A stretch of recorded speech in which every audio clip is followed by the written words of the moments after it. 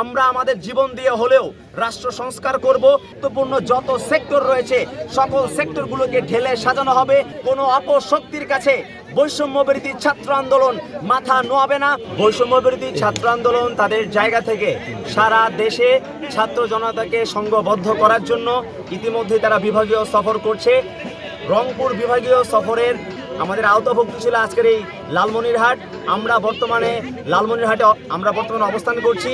আমরা দেশবাসীকে আমরা এই বার্তা দিতে চাই যে ছাত্র জনতা যেভাবে ঐক্যবদ্ধভাবে একটি পরাশক্তিতে রূপান্তরিত হয়ে শেখ হাসিনার এই ফ্যাসিস্ট শক্তিকে পরাজিত করেছিল, ছাত্র জনতা এই শেখ হাসিনার পতন পরবর্তী সময়ে রাষ্ট্র সংস্কার এবং ফ্যাসিবাদের বিলোপ ঘটানোর জন্য তারা ঐক্যবদ্ধ থাকবে এবং তারা ঐক্যবদ্ধভাবে লড়াই করে ফ্যাসিস্ট যত শক্তি আছে সকল শক্তির কবর রচনা করবে। আপনারা জানেন অনেক শক্তি আছে যারা চায় না বৈষম্য বিরোধী ছাত্র আন্দোলন যেভাবে ছাত্র জনতাকে একসাথে রেখে ঐক্যবদ্ধ রেখে যেভাবে রাষ্ট্র সংস্কারের কাজ করছে সেই রাষ্ট্র সংস্কারের কাজ হোক। সেই জায়গা থেকে আমরা দেশবাসীর কাছে আমরা একটি বার্তা বারংবারই আমরা দিচ্ছি যে ছাত্র সমাজ ঐক্যবদ্ধ। ছাত্র সমাজের এই বিপ্লবী শক্তি কোনো অপশক্তির কাছে মাথা নোয়াবে না। আমরা আমাদের জীবন দিয়ে হলেও রাষ্ট্র সংস্কার করব। আমরা কোনো মৃত্যুর ভয় করি না। আমরা যদি মৃত্যুর ভয় করতাম তাহলে কখনোই শেখ হাসিনার পতনের আন্দোলনে আমরা অংশগ্রহণ করতাম না, আমরা নেতৃত্ব দিতাম না।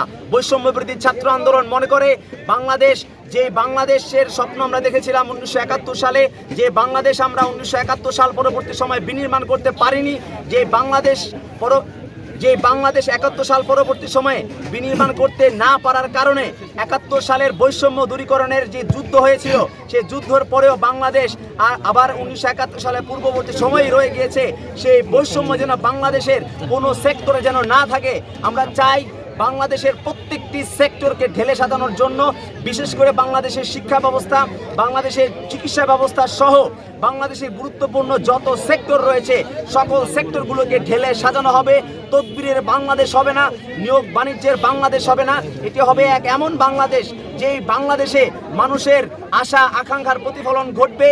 সেই আশা আকাঙ্ক্ষার প্রতিফলন ঘটানোর জন্য আমরা আমাদের জায়গা থেকে জীবন দিয়ে হলেও আমাদের যে লড়াই সংগ্রাম আমরা শুরু করেছি সেই লড়াই সংগ্রাম আমরা চালিয়ে যাব।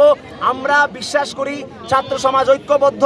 কোনো অপশক্তির কাছে বৈষম্য বিরোধী ছাত্র আন্দোলন মাথা নোয়াবে না। আমরা আমাদের লড়াই সংগ্রাম চালিয়ে যাচ্ছি, ইনশাআল্লাহ ভবিষ্যতেও চালিয়ে যাব।